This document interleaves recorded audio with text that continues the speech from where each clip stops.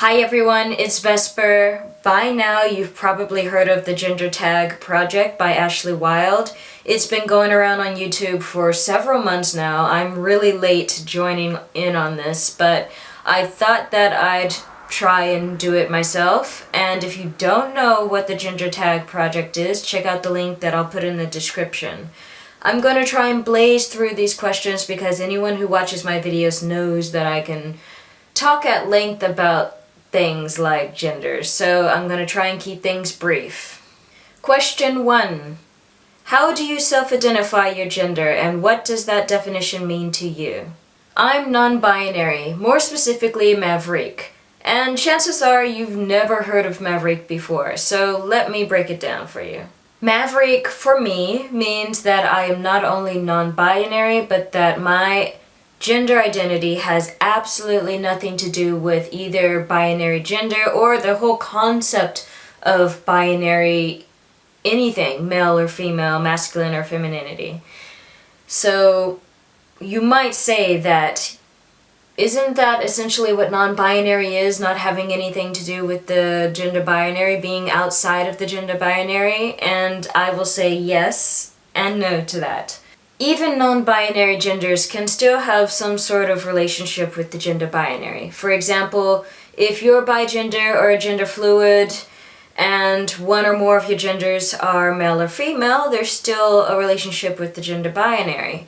Or if you're gender neutral, it depends on how a gender neutral person identifies, but gender binary says there's male, there's female, being neutral outside of that binary concept, there's still a relationship with that binary being outside of it and being neutral regarding it. And genderless. I'm not genderless. So for me, Maverique means that I'm not genderless, I'm not gender neutral, and I'm not any gender that draws upon or references at all male or female, masculinity or femininity. And yeah, I know that might be hella confusing, it probably is, but that's my identity. Question 2. What pronouns honor you? They, them, their. Question 3. Describe the style of clothing that you most often wear. Color, or rather lack thereof, is pretty important to me or my wardrobe. I only wear black and gray, occasionally a brown or an orange or a yellow. I like long sleeve or 3/4 length sleeve shirts, collar, button up. I hate printed t-shirts and I hate patterns. My shirts, everything, it has to be solid color. And I'm really picky. It's kind of ridiculous. I also like hats, and I like pockets, zippers. My pants, I always wear pants or at least knee-length shorts. I never wear short shorts or even regular shorts. The more zippers, the more pockets, the better, because I don't like to carry a bag or anything around with me. If I carry anything, it's usually in a pocket or on a waist bag kind of utility belt thingy that I have.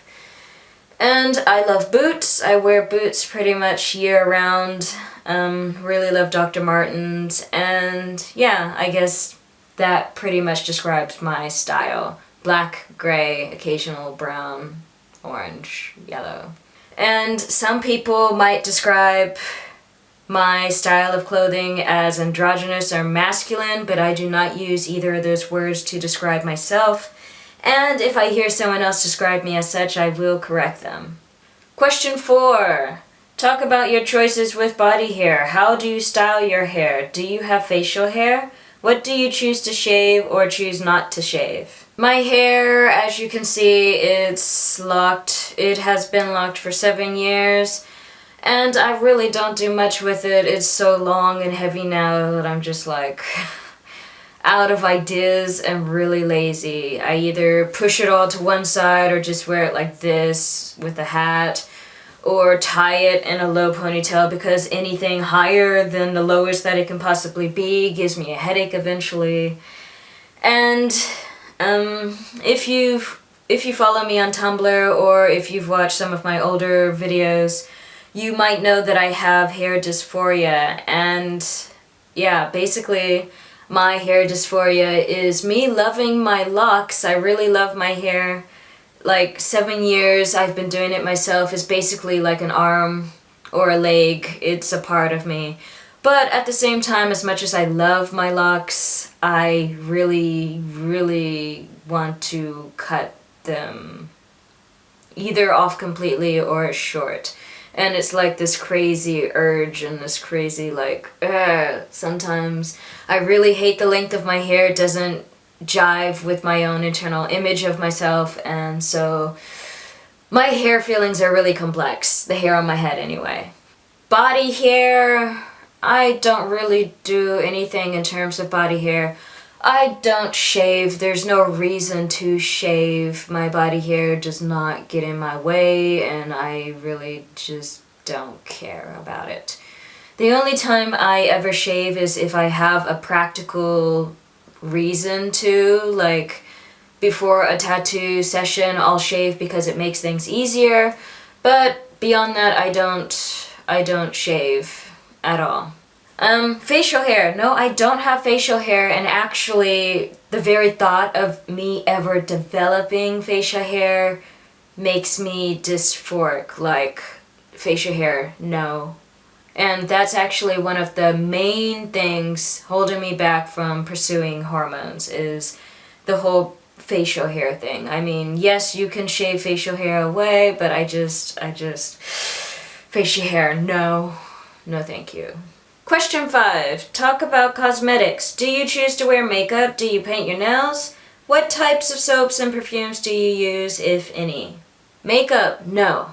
No, I hate makeup. I've never worn makeup in my life. Okay, that's a little bit of a lie. My mom literally forced me to wear makeup for my senior photo. And every time I see that photo, I fucking gag. I swear. I don't even recognize myself. It makes me so angry. I hate makeup.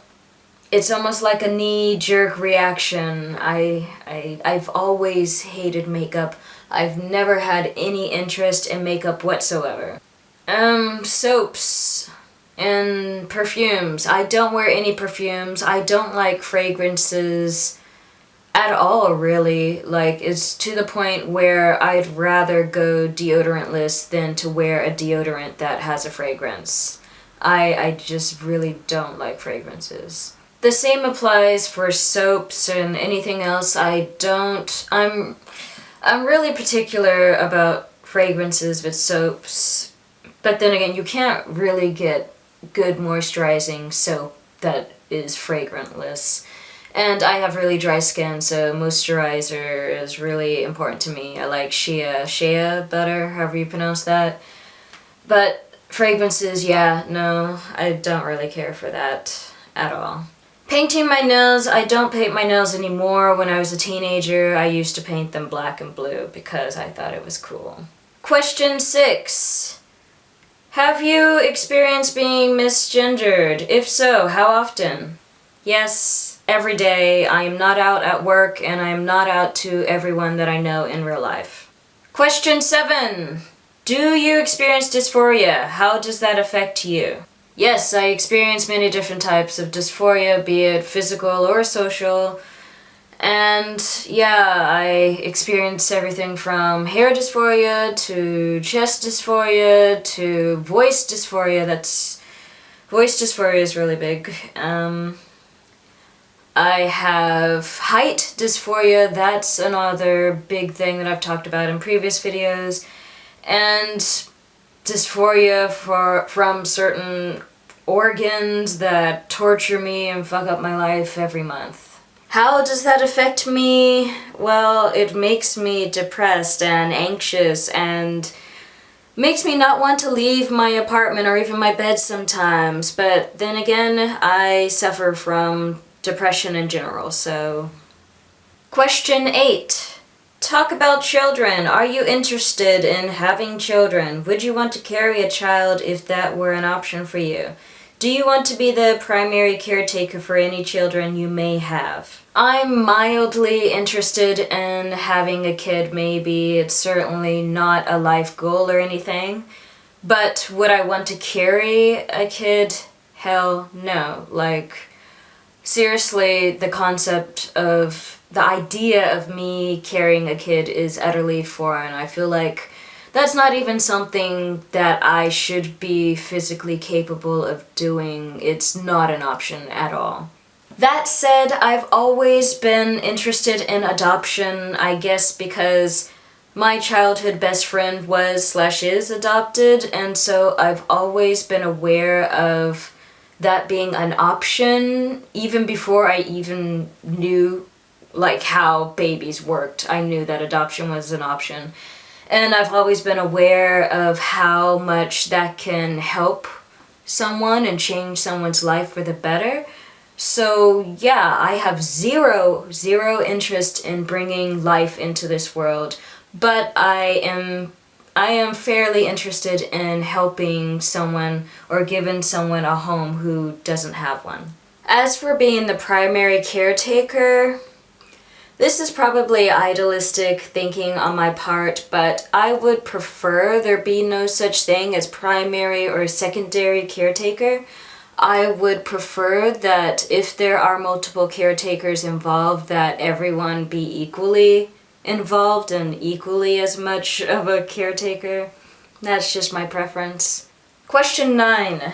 Talk about money. Is it important to you to provide for a family financially if you choose to have one? Is it important to you that you earn more than any partner you may have? Do you prefer to pay for things like dates? Are you uncomfortable when others pay for you or offer to pay for you? Like I said before, I really do prefer equality. I'd prefer that everyone pay, myself included. I am uncomfortable with others paying for me, even in friends, anyone, even my parents paying for anything for me. I think that's more of an insecurity on my part. And yeah, I just like things to be fair. And if I was in a relationship with someone, I would hope that there would be no comparison of income between us and everyone would contribute financially. Maybe it's idealistic, I don't know. I don't go on dates, so if I went on a date, which I'm probably never going to do, it would probably be everyone paying their own way or it's split down the middle. When I was in a relationship in the past, relationships, we had joint finances, so everyone was paying. And I like it that way. I would prefer there be no breadwinner or primary anything. Everyone contributes equally. Question 10. Anything else you want to share about your experience with gender? Okay, this is going to turn into me ranting or venting a bit, but my current experience with gender is that of frustration. Gender in general. I'm really tired of the gender binary and binary anything. Society's concept of gender is totally hinged upon the notion that there is only male and female, or that even gender expression, there's only masculinity, femininity, and maybe in the middle there's androgyny. There's nothing outside of that. And for me, who is Maverique, who is completely outside of those concepts altogether, I feel like even within the non-binary community, there isn't discussion of gender without relating it to the gender binary. And so that makes it really hard for me to discuss my own gender, or even to conceptualize it, because no one else is conceptualizing gender in this way, it feels like. Everyone is thinking of it somehow in relation to society's genders. And I understand, we all live in society, and that's what surrounds us every day, 24/7, 365. But I'm just frustrated because I lack the language and I lack the concepts to express my gender identity. And not just for me to express, there's a lack of the concept and language that makes it difficult for other people to understand what I do try to express to them. So I don't know if any of that even made sense, but that's how I feel. It doesn't make sense. I can't express myself because no one else is thinking about gender without referring back to male or female, masculinity or femininity or androgyny or being neutral or genderless. Why isn't there anything else? And yeah, there's my rant, there's my gender tag video. Sorry. Anyway, I encourage anyone who's watching this who hasn't made a video yet to participate if you are up to putting yourself out there on YouTube. If you're interested in learning more about the Gender Tag Project, please check out the links in the description. If you're interested in learning more about Maverique, check out the links in the description. Thank you for watching. I'll see you again another time. Bye.